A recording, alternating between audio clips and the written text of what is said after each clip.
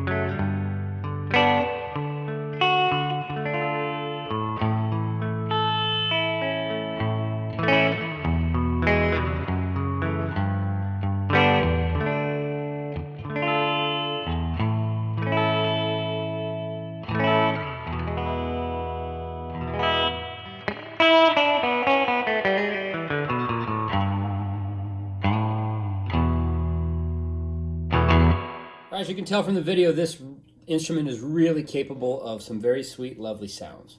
Let's talk a little about it. We'll give you a little bit of a rundown. This is the 330, which is different from the 335 in a couple important ways, although it has a very similar body shape.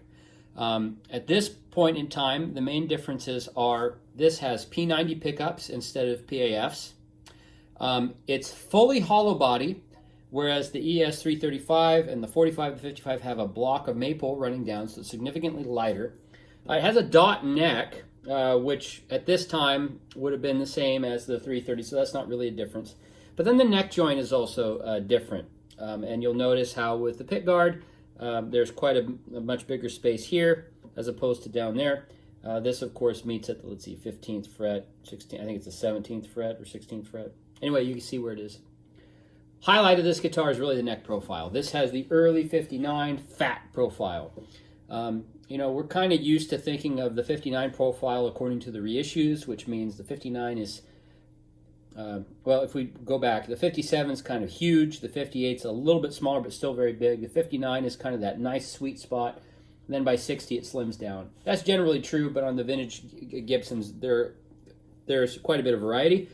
essentially, in earlier 59, you have a nice big fat neck. It slims down a little bit into late 1959. It's still pretty good. And then by the time you get to 60, it's thinned out quite a bit. So this is one of those earlier nice big fat round necks. So it has a great profile in your hand. Nickel parts on this, and you still have the no wire ABR1 bridge here with the brass saddles.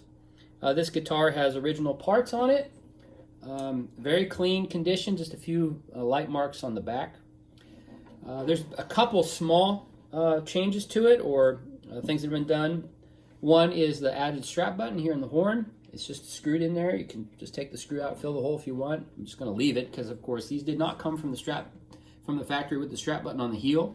So if you're going to stand up and play it, you need someplace to put your strap. It's not a good idea to put it on the headstock just because of the tension that puts on the neck. Another cool thing about the guitar is it has the original dealer tag right there on the back. There you can see it. It says Claude Crocker's Music Center Limited, and that's from New Westminster, BC. I'm in the Seattle area, just north of Seattle. I actually grew up right on the border there near New Westminster, BC, in a town called Linden. So this is a really cool guitar in that it really came out of the local area. There's no Made in USA stamp on it, which typically is on these guitars. Sometimes it's on the top of the headstock. I don't remember seeing one. But anyway, if they were imported, they would say Made in USA on them, but this one doesn't. So it was probably purchased originally in the US or somehow made its way up there without the stamp. Only other thing to note is that this dot marker right here has been re-glued in place. So it was missing when I got the guitar, and we found I had a 1959 LG1 acoustic that I think it was an LG1, yeah, and it was kind of basket case. It had a lot of problems and issues with it, and so what I did is there was like a 1 fret dot marker on there. We just took it off there. It was another 1959 Gibson, put it right in there, and then with the LG1 we just went ahead and used an Age Repro. So these are all 1959 Gibson dots. You probably wouldn't even be able to know if I hadn't told you that, but that was really the only issue.